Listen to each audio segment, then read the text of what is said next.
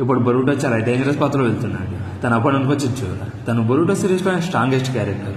Recent chapters లో Boruto strongest చూసి అలాగే కవాకి బ్లాక్ కార్డ్స్ జోరా మీద పనిచేయలేదు. సో బొరుటోకి ఇప్పుడు ఆప్షన్స్ చాలా తక్కువగా ఉన్నాయి. బట్ జోరాని డిఫీట్ చేయడానికి ఒక దారి ఉంది. తనకి ఒక వీక్నెస్ ఉంది, అది కిరిన్. కిరిన్ అంటే ఒక లైట్నింగ్ జూట్సు. ప్రతి జూట్సుకు ఒక వీక్నెస్ ఉంటుందని నరుటో సిరీస్ లో ఇటాచి చెప్పింది మీకు గుర్తుగా ఉందా? బట్ ఇది జూట్సుకు మాత్రమే కాదు, పర్సన్ కి, ఎంటిటీస్ కి, బాడీ స్ట్రక్చర్స్ కి, ఇలా ప్రతి వాటికి వీక్నెస్ అనేది ఉంటుంది.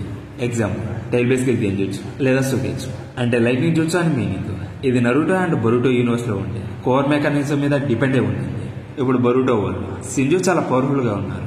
బికాస్ ఈ సింజూస్ ని 10 టచ్ బాడీతో అలాగే తన చాక్రాతో క్రియేట్ చేశారు. ఈ కనెక్షన్ వల్ల సింజూస్ అందరికీ వీక్నెస్ వచ్చింది.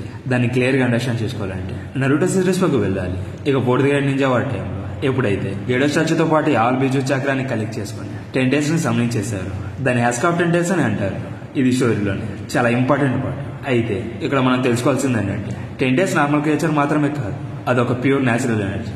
ఇది సాయిల్, వాటర్ అండ్ ఎయిర్ లో ఉండే న్యాచురల్ ఎనర్జీ అని కుర్మా కూడా చెప్పాడు. బేసికల్లీ 10 డేస్ అంటే ఫిజికల్ ఫామ్ లో ఉండే ఒక న్యాచురల్ ఎనర్జీ. ఈ న్యాచురల్ ఎనర్జీని సెన్స్ చేయడం కోసం నరుటో సేజ్మోన్ ని యూజ్ చేసి ట్రై చేశాడు. బట్ ఆ పవర్ ఇమ్మెజరబుల్ అని తెలుసుకున్నాడు. అలా బిజుస్ అని చాక్రాతో క్రియేట్ చేయడం వల్ల ఒక షేప్ లోకి వచ్చాయి. సేమ్ 10 డేస్ కూడా న్యాచురల్ ఎనర్జీలో ఫిజికల్ షేప్ లోకి టర్న్ అయింది. అయితే ఎందుకు ఇది ఇంపార్టెంట్ అని అంటే 4th గ్రేడ్ నింజా వార్ లో నరుటో సేజ్మోడ్ ఆర్ సెంజుట్సు అటాక్స్ తో జింజురికి ఫామ్ లో ఉన్న బొరుటోని డ్యామేజ్ చేశాడు. దానికి రీజన్ వచ్చి సెంజుట్సు ఆర్ సేజ్మోడ్ అంటే నేచురల్ ఎనర్జీ టెక్నిక్స్ అని మీనింగ్. సో సింపుల్ గా చెప్పాలంటే 10 డేస్ నేచురల్ ఎనర్జీ కాబట్టి ఈ 10 డేస్ ని కౌంటర్ చేయాలంటే నేచురల్ ఎనర్జీ అటాక్స్ కావాలి. అందుకే నా సెంజుట్సు టెక్నిక్స్ 10 డేస్ మీద వర్క్ అవ్వవు. బట్ ఒక చిన్న కరెక్షన్, నార్మల్ అటాక్స్ తో కూడా డ్యామేజ్ చేయొచ్చు. But natural energy techniques like sage mode jutsu వచ్చి చాలా ఎఫెక్టివ్ గా పనిచేస్తాయి.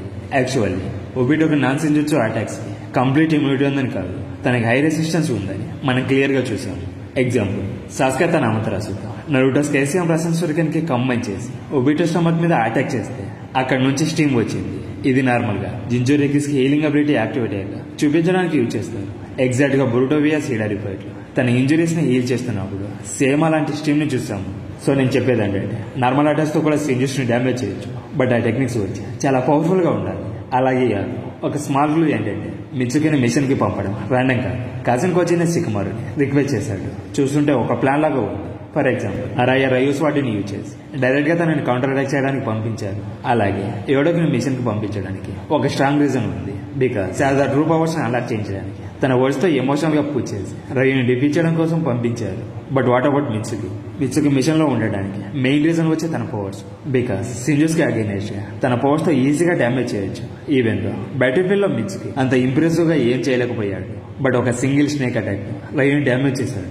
దానికి రీజన్ వచ్చి సింజూస్ మీద మిత్సుకి అటాక్స్ చాలా ఎఫెక్టివ్ గా యూజ్ అవుతాయి. బట్ ఒక కన్ఫ్యూజన్ ఉంది. ఎందుకని మిత్సుకి స్నేక్ లైట్నింగ్ టెక్నిక్ ని యూజ్ చేయలేదు.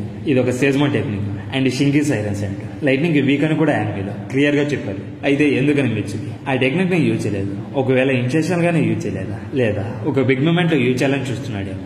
ఇక సింజూస్ గురించి చెప్పాలంటే వాళ్ళు 10 డేస్ యొక్క క్లోన్స్ మాత్రమే కాదు, కోడ్ చక్ర అలాగే పీపుల్స్ యొక్క చక్ర కూడా వాళ్ళలో ఉంది. అప్పుడు నేచురల్ ఎనర్జీ వీక్నెస్ క్యాన్సిల్ అయిపోతుందా అంటే 100% పాసిబిలిటీ ఉంది. బట్ 4th గ్రేడ్ నుంచి వాళ్ళు ఒబిటో అండ్ మాదర్ ఇద్దరు 10 డేస్ ప్లస్ హ్యూమన్ చక్రతో జింజురిలాగా చేంజ్ అయినా కూడా సేజ్మోడ్ జుట్స్ వర్క్ అయ్యాయి. సో ఒబిటో చక్ర మిక్స్ అయినా కూడా 10 డేస్ యొక్క వీక్నెస్ అలానే ఉంది. అంటే సింజూస్ కి కూడా వీక్నెస్ అలానే ఉందని అర్థమవుతుంది. దట్ మీన్స్ ఎవరైతే నేచురల్ ఎనర్జీని మ్యానిపులేట్ చేస్తారో లేదా సేజ్మోడ్ అటాక్స్ ని యూజ్ చేస్తారో వాళ్ళు ఈ ఫైట్ లో చాలా వాల్యుబుల్. బట్ నేచురల్ ఎనర్జీని యూజ్ చేయడం అలాగే సేజ్మోడ్ అటాక్స్ ని యూజ్ చేయడం ఈ రెండు డిఫరెంట్. నేచురల్ ఎనర్జీని కంట్రోల్ చేసి సేజ్మోడ్ అటాక్స్ ని యూజ్ చేస్తారు. బట్ నేచురల్ ఎనర్జీని కంట్రోల్ చేయడానికి సేజ్మోడ్ అవసరం లేదు. టోర్చర్ చెప్పినట్టు సేజ్మోడ్ ని క్రియేట్ చేయాలంటే mental energy, physical energy and natural energy ఇవన్నీ బ్యాలెన్స్ లో ఉండాలి. లేదంటే సేజ్మోడ్ చక్ర ఫామ్ అవుతుంది. బట్ నార్మల్ చక్రాన్ని క్రియేట్ చేయాలంటే మెంటల్ ప్లస్ ఫిజికల్ ఎనర్జీని యూజ్ చేస్తారు. అలా నరుటో సేజ్మోడ్ లో నేచురల్ చక్రాన్ని యాడ్ చేయడం వల్ల న్యూ చక్ర అనేది క్రియేట్ అవుతుంది. సేమ్ బరియర్ మోడ్ కూడా ఇదే లాజిక్ తో క్రియేట్ చేశారు. బట్ బరుటో వచ్చి సేజ్మోడ్ అబిలిటీస్ లేదా నేచురల్ ఎనర్జీని మ్యానిపులేట్ చేయడం మనం చూడలేదు. ఇప్పుడు కిరిన్ అబిలిటీ పిక్చర్ లోకి వస్తుంది. సాస్కే అబిలిటీతో నేచురల్ లైట్నింగ్ ని కంట్రోల్ చేసి అపోనెంట్స్ ని స్ట్రైక్ చేస్తాడు. దీనివల్ల డ్యామేజ్ ఎక్కువగా ఉంటుంది. సో మెయిన్ గా గుర్తుపెట్టుకోవాల్సింది ఏంటంటే కిరిన్ అనే టెక్నిక్ నేచురల్ లైట్నింగ్ తో తయారవుతుంది. అంటే ఇది ప్యూర్ నేచురల్ ఎనర్జీ నుంచి ఫామ్ అవుతుంది. బట్ న్యాచురల్ ఎనర్జీ అంటే ఏంటంటే ఎనర్జీ సాయిల్లో, వాటర్లో, ఎయిర్లో, ఈవెన్ స్కైలో కూడా ఉంటుంది. సో స్కైలో ఉండే న్యాచురల్ లైట్నింగ్ ని యూజ్ చేసి కిరిన్ టెక్నిక్ ని యూజ్ చేస్తారు. ఈ టెక్నిక్ టెన్సైల్స్ ఆఫ్ సింజూస్ టైప్ ఎనిమీస్ మీద చాలా ఎఫెక్టివ్ గా వర్క్ అవుతుంది.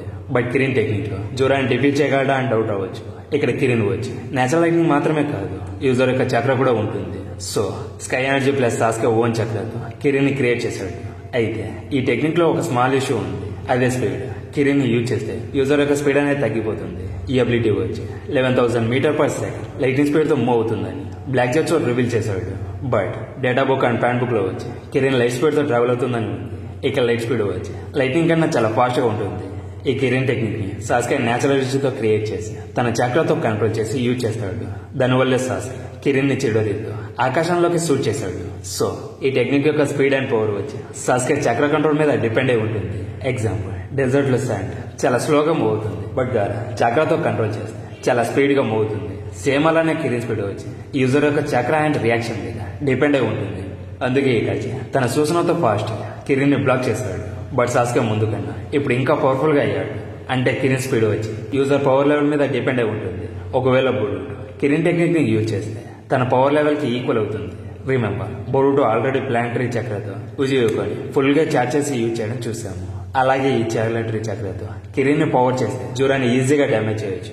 సో కిరిన్ టెక్నిక్ చాలా ఫాస్ట్ అండ్ స్ట్రాంగ్ మాత్రమే కాదు, సింజూస్ లెవెల్ ఎనిమీస్ పర్ఫెక్ట్ గా కౌంటర్ లాక్ చేయొచ్చు. బట్ నరుటో సిరీస్ ప్రకారం అఫీషియల్ డేటా బుక్ లో చూసుకుంటే లైట్నింగ్ రిలీజ్ లో బ్లాక్ లైట్నింగ్ వచ్చి హైయెస్ట్ ఫామ్. ఇది మంగోలో కూడా రివీల్ చేశారు. సాస్కే సిక్పా చక్రాలతో చిడోరిని ఇన్ఫ్యూజ్ చేసి బ్లాక్ లైట్నింగ్ లాగా యూజ్ చేశాడు. అలాగే కకాషి కూడా ఒబిటో సిక్పా చక్రాన్ని గెయిన్ చేసుకుని యూజ్ చేశాడు. సో బ్లాక్ లైట్నింగ్ వచ్చి మోస్ట్ పవర్ఫుల్ టెక్నిక్. ఈ టెక్నిక్ ని అచీవ్ చేసుకోవాలంటే పవర్ అండ్ స్కిల్స్ మాత్రమే సరిపోవు. సో బరుటో తన చక్రతో అండ్ ప్లానటరీ చక్రతో కిరిన్ ని క్రియేట్ చేస్తే పవర్ఫుల్ లైట్నింగ్ అయిపోతుంది. దీంతో జూరా మీద అటాక్ చేసి డ్యామేజ్ అయ్యేలా చేయొచ్చు. బట్ ఇదంతా థియరీ మాత్రమే. సింజూస్ కి నేచురల్ ఎనర్జీ వీక్నెస్ లేదని ఎవరికి తెలుసు? దీని మీద మీ థాట్స్ ఏంటో కామెంట్ సెక్షన్ లో చెప్పండి గైస్. నా వీడియోస్ మీకు నచ్చినట్లయితే please subscribe my channel. Next మరిన్ని వీడియోస్ తో మళ్ళీ కలుద్దాం. Until then bye.